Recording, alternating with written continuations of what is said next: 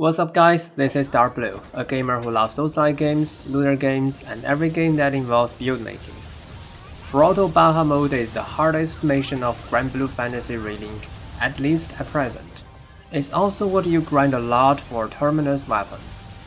Although you can now easily find other players to co-op, Granblue Fantasy Relink does allow you to team with only AIs. Hence I think it is a viable target to beat Proto Bahamut on my own. This video will be a complete guide for it. Don't forget to like and subscribe. Now let's dive right into it. Proto Bahamut has many unique characteristics. Understanding them may point out a wide solution. So let's start here. Proto Bahamut has many DPS check mechanics requiring very high DPS output. But by contrast, this mission has quite low demand on survivability as Bahamut's moves are not threatening. Therefore, the team for Proto Bahamut must have strong damage output, which means all the 3 AI teammates also need to deal serious damage. But you don't have to spend huge resources, as it is doable to sacrifice some survivability to make the goal easier to achieve. In addition, this mission rewards you with damage cap 5+ and some other 5+ equals. This means if you grind for their tier 5 versions only to be able to beat Bahamut, well, this is not an efficient idea. This adds some extra restrictions to our preparation stage. As a result, the goal I set for preparation is the player character needs to max out damage cap and basic damage. Survivability is considered only after DPS is met. AIs need to have more than level 40 damage cap but needs very little survivability.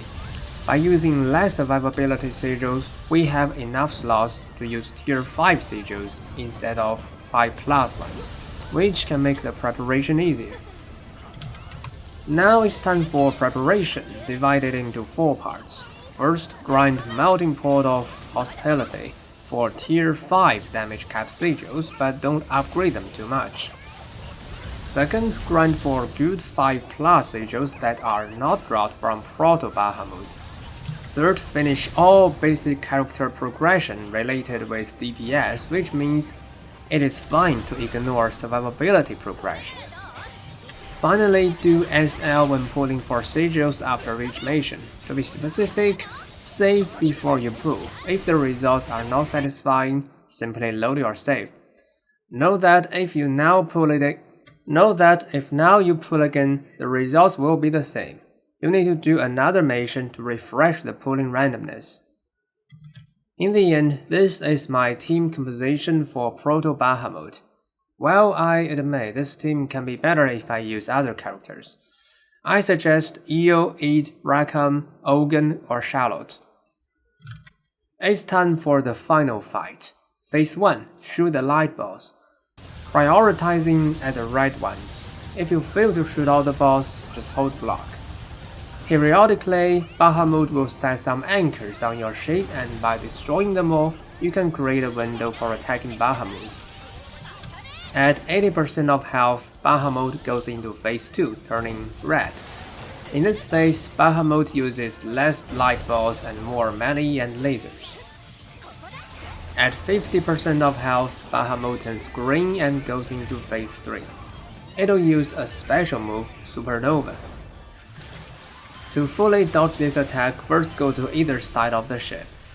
After the largest circle disappears, go to the center of the ship. And finally, go to one side to avoid the laser attack. Note that there will also be 4 small circles chasing characters. Keep moving to dodge them. In phase 3, each time Bahamut uses DPS check anchors, there will also first appear golden light balls.